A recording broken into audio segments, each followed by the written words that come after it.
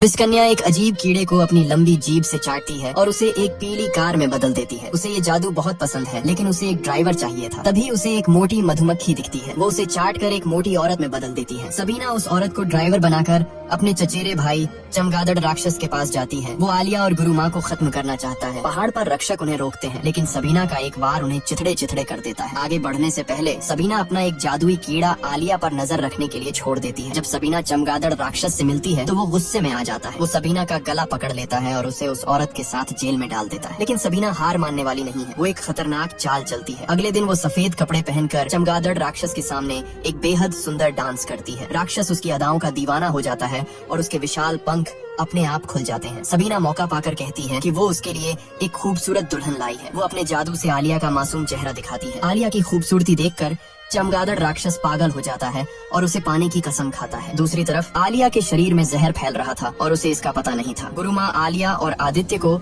जहर का इलाज खोजने के लिए एक जादुई पत्थर की तलाश में ले जाती है, लेकिन रास्ते में आलिया बेहोश होकर गिर जाती है। आदित्य आलिया को बचाने के लिए अकेला ही एक खतरनाक कुएं में उतर जाता है। जान की बाजी लगाकर वो कुएं के तल तक पहुँचता है, जहाँ उसे वो चमकता हुआ जादुई पत्थर दिखाई देता है। लेकिन वो पत्थर जहरीले सांपों और अंगारों के बीच है। आदित्य बिना डरे उन अंगारों पर नंगे पैर चलने लगता है। दर्द से उसकी चीख निकल जाती है, लेकिन वो किसी तरह उस पत्थर तक पहुँच जाता है। जैसे ही वो पत्थर उठाता है, सारे सांप उसे चारों तरफ से घेर लेते हैं। तभी आदित्य की नजर एक जादुई फल पर पड़ती है। वो फल को जोर से जमीन पर गिराता है। फल गिरते ही सारे सांप डर कर भाग जाते हैं और आदित्य वो पत्थर लेकर बाहर आ जाता है। लेकिन जब वो लौटता है तो आलिया वहाँ नहीं होती। असल में सबीना के उस जादुई कीड़े ने एक गंजे राक्षस का रूप ले लिया था और मौका पाकर वो आलिया को किडनैप कर लेता है। गुरु माँ अपनी शक्तियों से आलिया का पता लगा लेती है और आदित्य को लेकर वहाँ पहुँचती है। जैसे ही वो आलिया को बचाने आगे बढ़ते हैं, वो गंजा राक्षस उनका रास्ता रोक लेता है। गुरु माँ अपने जादू से उस राक्षस को आग के घेरे में कैद कर देती है और उसे भस्म कर देती है। वो आदित्य से कहती है कि जल्दी जाकर आलिया को बाहर निकालो। आदित्य और गुरु माँ मिलकर बड़ी मुश्किल से आलिया के ताबूत को बाहर निकालते हैं, लेकिन तभी आसमान में वो खूंखार चमगादड़ राक्षस आ जाता है। वो अपना मुंह खोलकर चीखता है,